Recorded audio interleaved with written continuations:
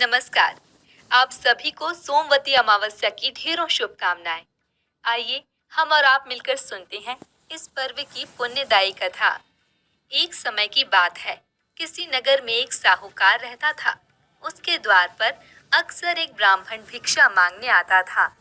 जब भी साहूकार की पुत्री उससे भिक्षा देने आती, तो वह ब्राह्मण भिक्षा लेने से मना कर देते और कहते कि तुम्हारे भाग्य में सौभाग्य नहीं, वैधव्य लिखा है।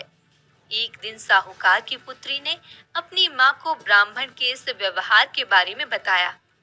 सारी बात जानकर साहूकार की पत्नी ने ब्राह्मण से हाथ जोड़कर विनती करते हुए कहा, हे ब्राह्मण देवता, कृपया करके इस घोर संकट से रक्षा हेतु उपाय बताएं।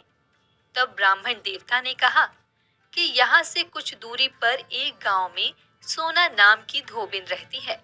वह प्रत्येक सोमवती अमावस्या को व्रत रखती है। यदि वह अपने व्रत का पुण्य फल आपकी पुत्री को दान कर दे, तो इसका वैधव्य टल सकता है। यह सुनकर साहूकार की पत्नी ने ब्राह्मण को धन्यवाद किया और वह सोना धोबिन की खोज में निकल पड़ी।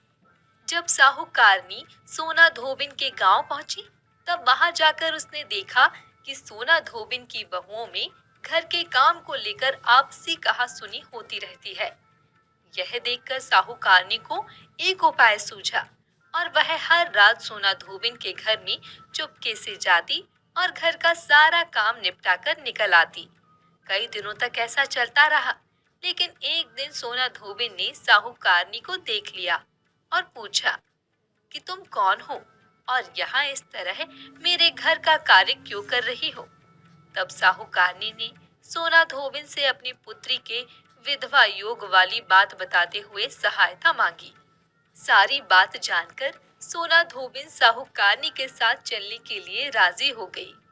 आते समय उसने अपनी बहुओं से कहा कि मेरे लौटने तक यदि तुम्हारे ससुर जी की मृत्यु हो जाए, तो उनका अंतिम संस्कार मत करना।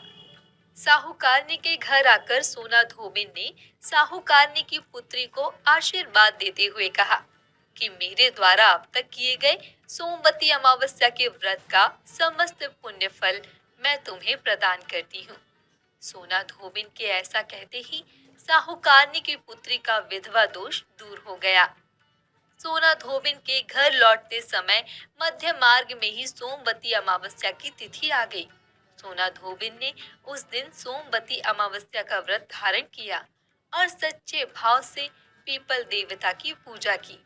लेकिन इन सब के बीच सोना धोबिन के पति की मृत्यु हो चुकी थी, क्योंकि उसने अपना सारा सौभाग्य ब्राह्मण की पुत्री को दान कर दिया था।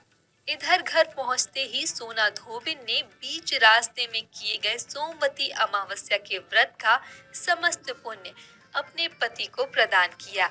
इस व्रत के शुभ फल से उसका मृत पति पुनः जीवित हो उठा। इस प्रकार सोना धोबिन को भी अखंड सौभाग्य का आशीर्वाद प्राप्त हुआ। हे सोमवती अमावस्या, जैसे आपके व्रत के शुभ प्रभाव से साहूकार की बेटी और सोना धोबिन को अखंड सौभाग्यवती होने का वरदान मिला, वैसा ही पुण्य फल सबको प्रदान करना। सोमवती अमावस्या की